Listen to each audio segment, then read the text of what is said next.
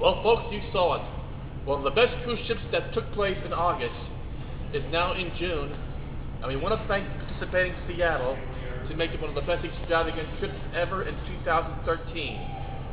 Now, this is dedicated to Star Bray and Michael Joseph Hughes.